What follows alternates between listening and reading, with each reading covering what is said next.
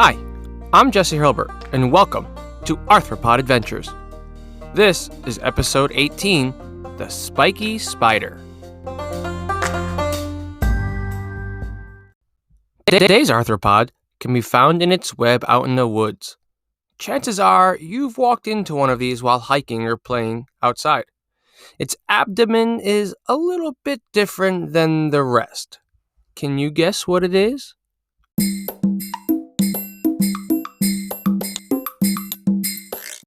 Today's episode brings us to the world of the spined microthena. Now, my hint in the introduction kind of gave it away.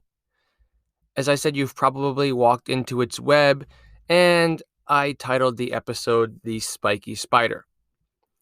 With that and the mention of its abdomen, you probably guessed it was a spider, but maybe not the exact species.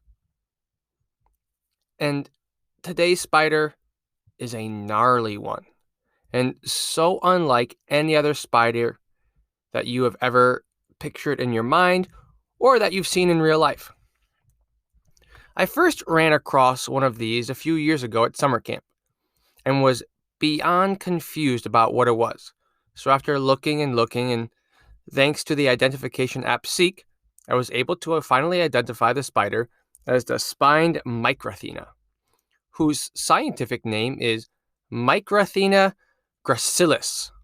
Now, if you looked at the artwork for today's episode, then you got a good view of its body. Or maybe you checked out my show notes already and you saw many pictures.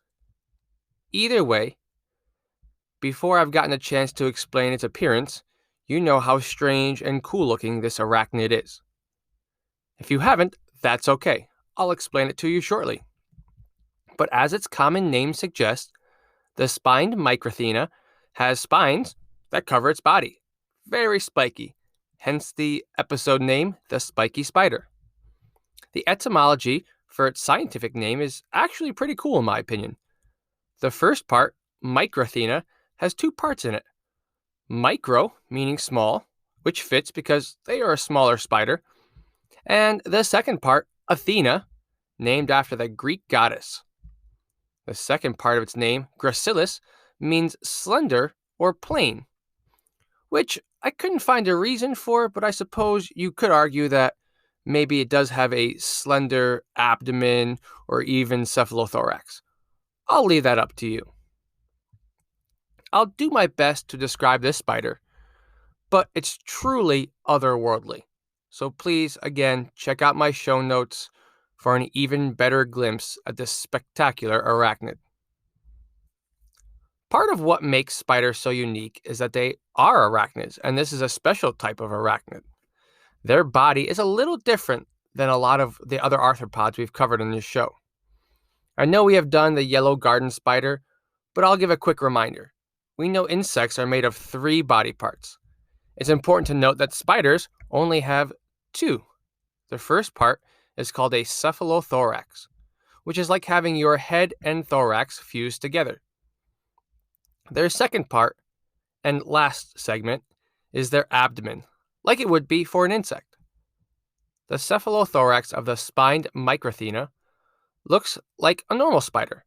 Here you will find their 8 legs, the eyes, and in the case of our feature arthropod, it is all black with some white markings also found, although colors will vary depending on the exact spider.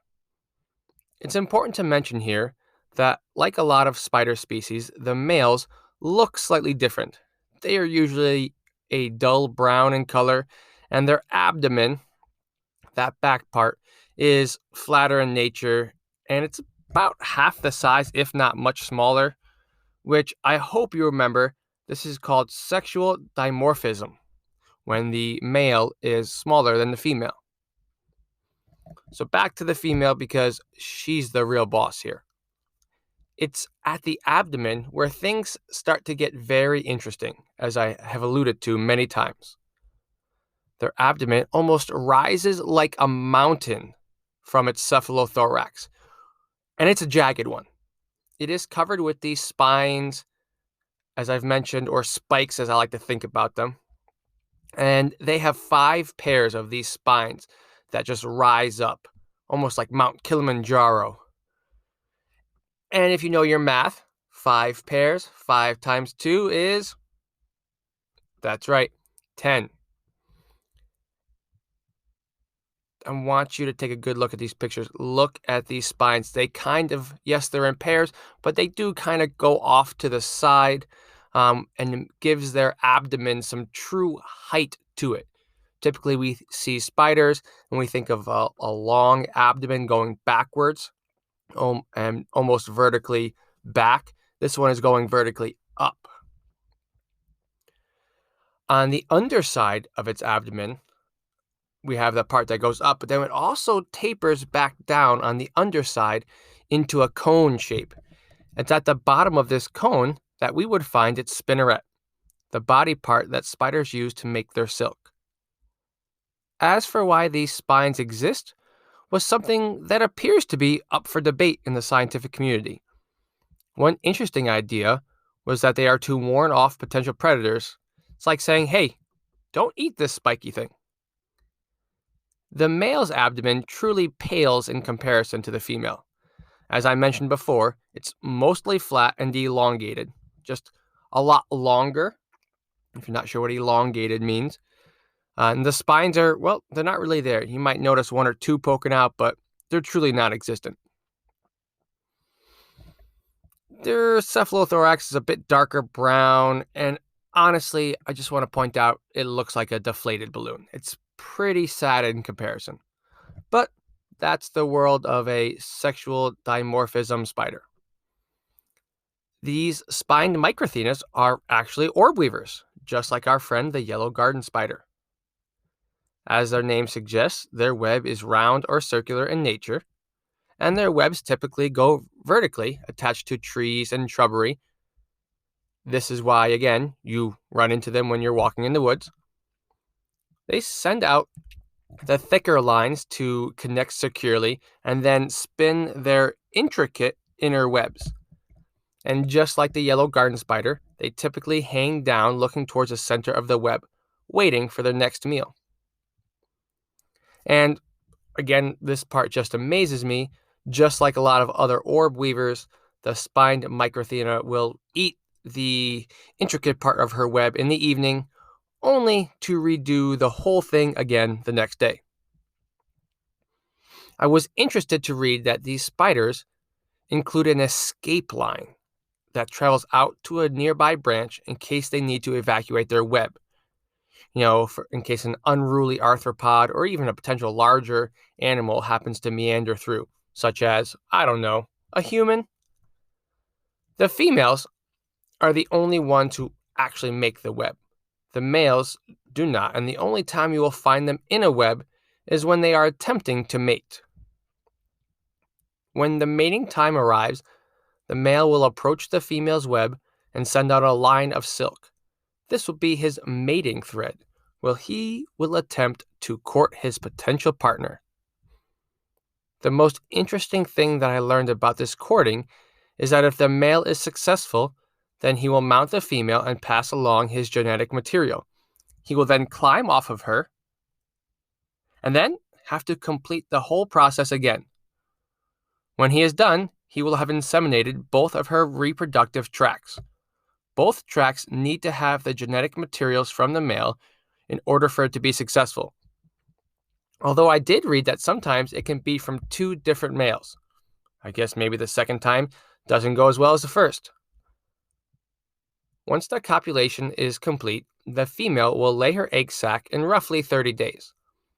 The sac will be placed on her web or sometimes off to the side in a close plant, somewhere where she can see it. She will remain active and mate with other males for the rest of her life, which can be about a year, depending on the weather. Unfortunately, when it does get cold, she's likely to die. The cold weather, however, does not stop her egg sac. It is strong and will survive through the harsh winter, and will hatch again when spring comes. Once they hatch, you'll find these spiderlings all over the place. Eventually, they will balloon out, which is sending up that line of silk, and floating away. So the next time you see this gnarly, looking like arachnid, give it a good watch. Appreciate its abdomen. Get as close as you can. Get a good picture. It is truly, truly a wonderful spider.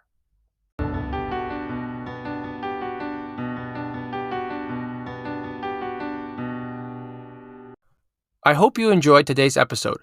If you have an arthropod you would love to hear about, want to tell me what you think about the show, or found a mistake, please send me an email at arthropodadventurespodcast@gmail.com. Thank you for listening, stay inquisitive, and never stop learning.